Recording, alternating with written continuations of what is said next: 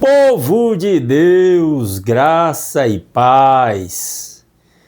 Que a graça e a paz do Senhor Jesus seja conosco neste sábado, dia 23 de agosto de 2025. E cá estamos para ler 2 Crônicas, capítulo 22, dando continuidade à leitura. Ontem não foi possível fazer este vídeo, os compromissos foram maiores, né? A correria que me impediu de fazer o vídeo. Mas hoje estamos aqui. E então abra sua Bíblia em 2 Crônicas, capítulo 22, e vamos continuar a leitura de 2 Crônicas, que vai até o capítulo 36, né? 2 Crônicas vai até o capítulo 36, estamos no 22. Vamos então à leitura. O título é O Reinado de Acasias, rei de Judá. É onde começa o capítulo 22. O povo de Jerusalém proclamou Acasias, filho mais novo de Jeorão, rei em seu lugar, uma vez que as tropas que tinham vindo com os árabes mataram todos os outros filhos dele, do rei Jeorão. Sobrou só o Acasias. É interessante que Deus vai preservando, apesar das circunstâncias, vai preservando uma semente, porque ele prometeu isso a Davi, né? Assim começou a reinar Acasias, filho de Jeorão, rei de Judá.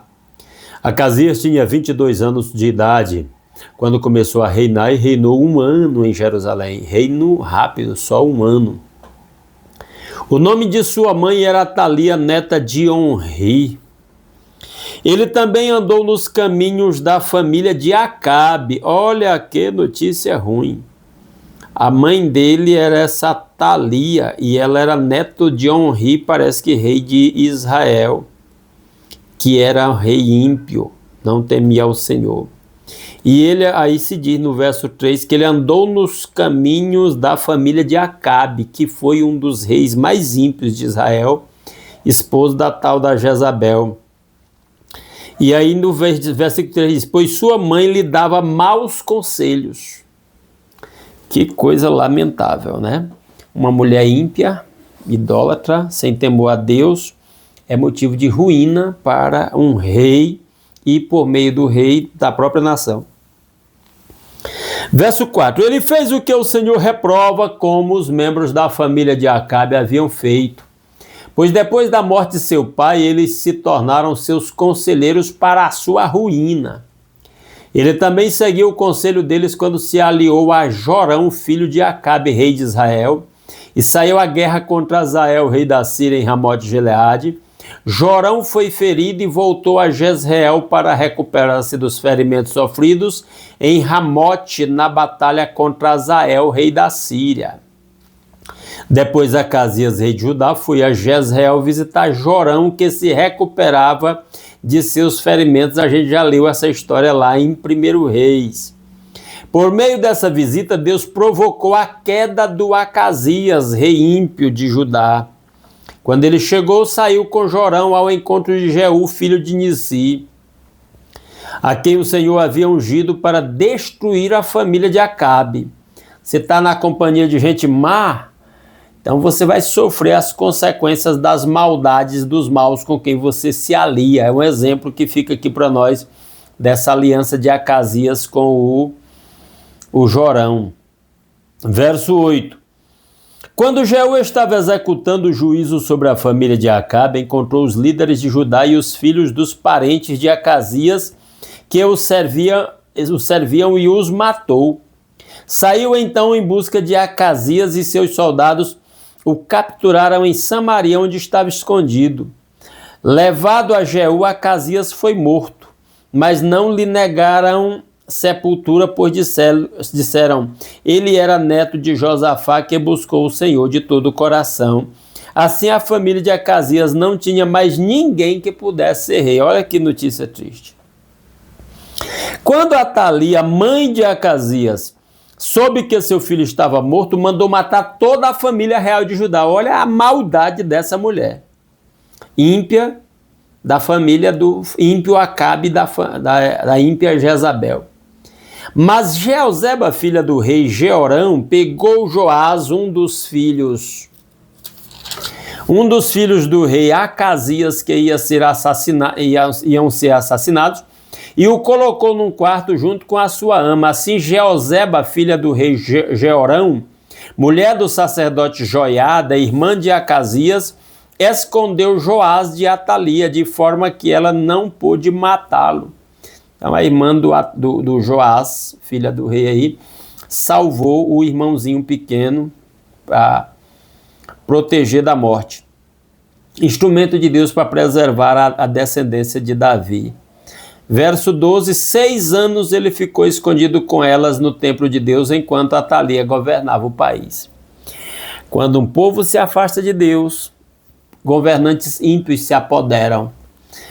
Faz lembrar do Brasil? O Brasil tem sido governado por governantes ímpios. Governantes ímpios são, eu defino como chicote de Deus contra um povo ímpio. Os nossos políticos brasileiros são retrato de uma população, em sua maioria, corrupta. Talvez você discorde de mim, mas essa é a realidade. O que nos resta fazer? Ficar fiéis ao Senhor, pregar o Evangelho, interceder pela nação.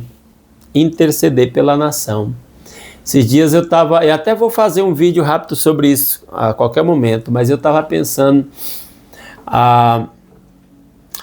lá em Lucas capítulo 4, quando Jesus foi ao deserto, ficou lá jejuando durante 40 dias e 40 noites, que o diabo apareceu para ele e disse, entre as tentações, ele disse, mostrou a ele todos os reinos do mundo e disse, eu te darei tudo isso se você se prostrar e me adorar.